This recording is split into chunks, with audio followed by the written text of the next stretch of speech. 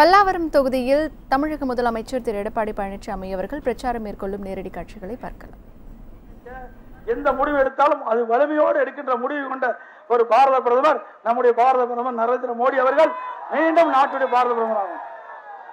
நாமெல்லாம் நிம்மதியா வாழ வேண்டும் என்று சொன்னால் இன்னைக்கு இந்தியா வளம் கொளிக்க, வளம் செழிக்க, வளம் பெற வாக்களிப்பீர், மாம்பழ சின்னம் வாக்களிப்பீர், மாம்பழ சின்னம். இன்றைக்கு திமுக எதிர்கட்சி தலைவர் திராவிட முன்னேற்ற கழகத்துடைய தலைவர் ஸ்டாலின் போராட்டத்தெல்லாம் பேசிட்டு இருக்காரு. நாம ஏதோ மதவாத கட்சியோட கூட்டணி வச்சுட்டோமா? அண்ணா திமுக போய் அடிமையா இருக்குதான் பாரதிய ஜனதா கட்சி. நீங்க எண்ணி பாருங்க. அனைத்து இந்திய அண்ணா திராவிட முன்னேற்ற கழகத்தை பொறுத்த வரைக்கும் அவர்களே என்ன சொல்றதில்ல, நாமும் யாருக்கு அடிமையா இல்லை. நான் பல முறை பாரத பிரதமரை சந்திச்சிருக்கிறேன். நாட்டுடைய பிரச்சனை தான் பார்ப்பார். தமிழ்நாட்டு மக்களுக்கு என்ன தேவை, என்ன பிரச்சனை கொடுங்க அப்படின்னு மனு தான் வாங்கிட்டார். ஒரு வார்த்தை கூட நம்மகிட்ட பேசுனதில்ல. அனைத்து இந்திய அண்ணா திராவிட முன்னேற்ற கழக அரசிலே 1% கூட அவர் குறுக்கிட கிடையாது, உறுதிபட சொல்கிறேன். அதே போல இன்னைக்கு நாட்டுடைய வளர்ச்சியை கண்ணும் கருத்தும் பார்த்து இரவு பகல் பாராமல் மக்களுக்கு உழைத்துக் கொண்டிருக்கின்றார். அதை இன்னைக்கு நம்முடைய நாடு பல்வேறு மதத்தின் அடிப்படையில் இருக்கின்ற பல்வேறு ஜாதி இருக்கின்ற ஒரு நாடு. அதை இப்படி பல மதம் பல ஜாதி கொண்ட மக்கள் இருக்கின்ற 130 கோடி இருக்கின்ற மக்கள் வசிக்கின்ற இந்த பாரத நாட்டிற்கு ஒரு வலிமையான பிரதமர் தேவை. அப்படி வலிமையான பிரதமர் யார் என்றால் இப்பொழுது இருக்கின்ற பாரத பிரதமர் நரேந்திர மோடி அவர்கள் தான் வலிமையான பிரதமர். அவரை தேர்ந்தெடுக்க நம்முடைய வெற்றி வேட்பாளரை வெற்றி பெற செய்யணும். அதான் இன்னைக்கு ஸ்டாலின் மற்றொரு கருத்து சொல்றார். தேர்தல் அறிக்கையில் நாங்கள் வெளியிட்டோம், வெற்றி அறிக்கைன்னு சொல்றாங்க அதிமுக நிர்வாகிகளும் முதலமைச்சர் சொல்றாரு. உண்மையிலே வெற்றி அறிக்கை தான். இதற்கு முன்பு 15 ஆண்டு காலம் மத்தியில் ஆட்சி அதிகாரத்தில் இருந்தாங்க திராவிட முன்னேற்ற கழகம். இந்த நாட்டு மக்கள் என்ன திட்டத்தை கொண்டு வந்தாங்க, என்ன வளர்ச்சி ஆயிருக்கு தமிழ்நாட்டில்? 15 ஆண்டு காலம் மத்தியில் ஆட்சி இருந்தவங்க குடும்பம் தான் வளம் பெற்றது, குடும்பம் தான் வளர்ச்சி அடைந்தது. நாட்டு மக்கள் எந்த பலனுக்கும் கிடையல. நாட்டு மக்களுக்கு ஏதோ பலன் கிடைச்சிருக்கா திமுக மத்தியில் ஆட்சி இருக்கும் போது? அதே நேரத்தில் அனைத்து இந்திய அண்ணா திராவிட முன்னேற்ற கழகம் நம்முடைய நாடாளுமன்ற 37 பேர் நாடாளுமன்றத்தில் இருந்தாங்க. காவிரி நதிநீர் பிரச்சனை வந்தது. ஒட்டுமொத்த தமிழக மக்களுடைய எண்ணங்களை பிரதிபலிக்கின்ற விதமாக நாடாளுமன்றத்திலே குரல் கொடுத்த வரலாற்றை படைத்த நாடாளுமன்ற அனைத்து இந்திய அண்ணா திராவிட முன்னேற்ற கழகத்துடைய நாடாளுமன்ற பாட்டாளி மக்கள் கட்சி நாடாளுமன்றம் மறுக்க முடியுமா? அதே வேளையில் 2007 நடுவர்மன்ற தீர்ப்பு வந்தது. அந்த தீர்ப்பின் அடிப்படையிலே மத்திய அரசு வெளியிட வேண்டும். அந்த தீர்ப்பை நம்ம எவ்வளவு முயற்சி பண்ணோம்.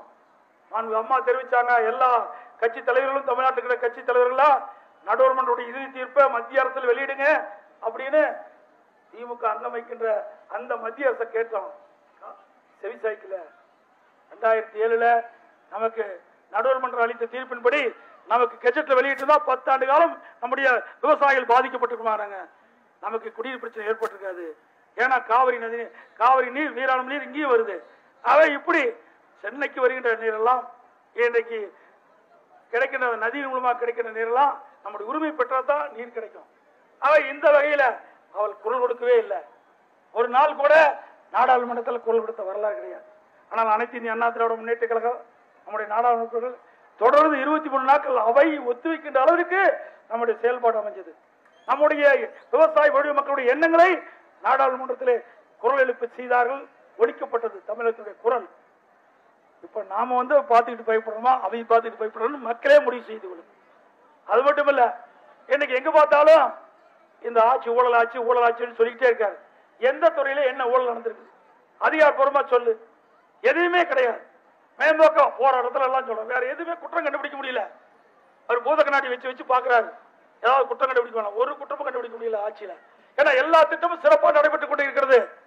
எந்த குற்றமும் கண்டுபிடிக்காம நிலையில இன்னைக்கு திமுக தலைவர் சொல்றாரு அண்ணா திராவிட ஆட்சி ஊழல் ஆட்சி. இன்னைக்கு இந்தியாவிலேயே ஊழலுக்காக கலைக்கப்பட்ட ஒரு ஆட்சி திமுக ஆட்சி. ஊழலுக்காக கலைக்கப்பட்ட ஒரே ஆட்சி திமுக ஆட்சி. ஆகவே இப்படிப்பட்டவர்கள் இந்த கட்சி சேர்ந்தவர்கள் அண்ணா திமுகவை பழித்து இழித்து பேசுவது எந்த விதத்தில் ஏற்றுக்கொள்ள முடியும் என்பதை நீங்கள் எண்ணி பார்க்க வேண்டும். இன்றைக்கு அனைத்து இந்திய அண்ணா திராவிட முன்னேற்ற கழக அரசு துறை வாரியாக பல்வேறு நடவடிக்கை எடுத்து மத்தியில் பல விருதுகளை பெற்றிருக்கின்றோம். இன்னைக்கு உயர்கல்வி படிக்கிற எண்ணிக்கை உயர்ந்திருக்குது. இன்னைக்கு 46.8%, 100க்கு 46.8% உயர்கல்வி படிக்கிறாங்க. அம்மா பொறுப்பேற்றுக்கிற பொழுது 2011 100க்கு 21 பேர் தமிழ்நாட்டில் உயர்கல்வி படிச்சுட்டு இருந்தாங்க. இப்போ 46.8% பேர் உயர்கல்வி படிக்கிறாங்க. அதே போல அண்மையில தை பொங்கல் என்று எல்லா குடும்பத்தையும் தை பொங்கல் பரிசு 1000 ரூபாய் வழங்கிய அரசு அம்மாவுடைய அரசு. அதை கூட தடுத்து நிறுத்த பார்த்தாங்க, முடியல. அதே போல எல்லா ஏழை குடும்ப தொழிலாளிகளுக்கும் 2000 ரூபாய் வழங்கப்படும் என்று அறிவிப்பு கொடுத்தோம். தொழிலாளி என்றாவே 2000 ரூபாய் எல்லா குடும்பத்துக்கும் கொடுப்போம் என்று அறிவித்தோம். நீதிமன்றத்துக்கு போய் தடையான வாங்க முற்பட்டாங்க, தடையான கிடைக்கல. தேர்தல் அறிவிக்கப்பட்டது. தேர்தல் அறிவிக்கப்பட்டவுடன் ஸ்டாலினுடைய உத்தரவின் பேரில் திமுக வழக்கறிஞர் RS பாரதி தேர்தல் ஆணையத்தை சந்திச்சு 2000 ரூபாய் கொடுக்கக்கூடாது, தேர்தல் வந்து நிறுத்தி வைக்கணும்னு புகார் மனு கொடுத்தாங்க. அந்த புகார் மனு அடிப்படையில் தேர்தல் ஆணையம் அரசுக்கு உத்தரவு போட்டிருக்குது. இனி ஏழை குடும்ப தொழிலாளிக்கு 2000 ரூபாய் கொடுக்கக்கூடாது தேர்தல் முடிவு வரை. தேர்தல் முடிந்தவுடன் ஏழை குடும்ப தொழிலாளர் அனைவருக்கும் 2000 ரூபாய் அம்மாவுடைய அரசு. ஏங்க திராவிட முன்னேற்ற கழக ஆட்சி ஏழைகளுக்கு கொடுப்பதை கூட தடுக்கிறான்னு சொன்னா இவர்கள் ஆட்சிக்கு வந்தா நாட்டு மக்களுக்கு நன்மை கிடைக்குமா? இந்த திட்டம் எல்லாம் ஏழைகளுக்கு கொடுக்கின்ற திட்டம். ஏழைகளுக்கு கொடுக்கின்ற திட்டத்தை நிறுத்துகின்ற கட்சி திராவிட முன்னேற்ற கழக கட்சி.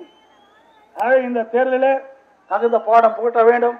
இன்றைக்கு தமிழ்நாட்டில் எண்ணற்ற திட்டங்களை நிறைவேற்றப்பட்டு வருகிறது.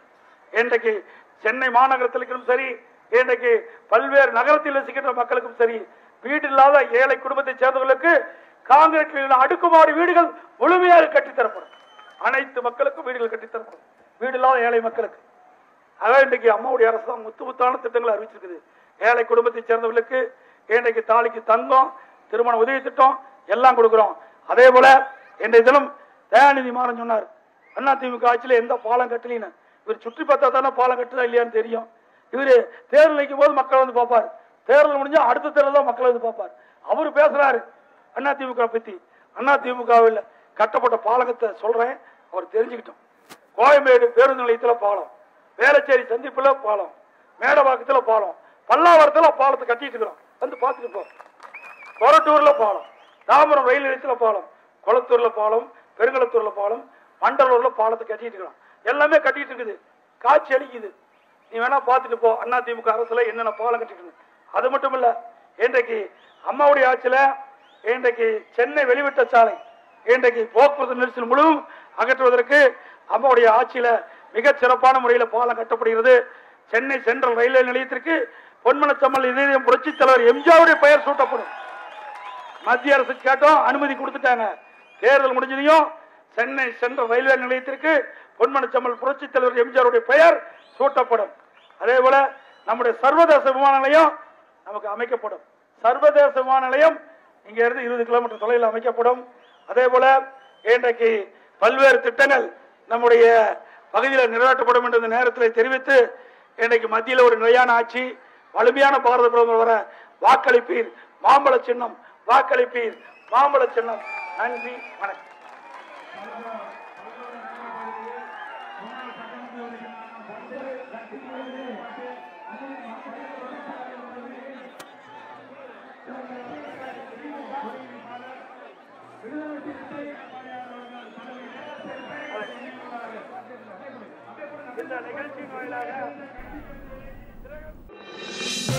இது போன்ற முக்கிய வீடியோக்களை உடனுக்குடன் தெரிந்து கொள்ள நியூஸ் ஜே யூடியூப் சேனலை சப்ஸ்கிரைப் செய்யுங்கள்.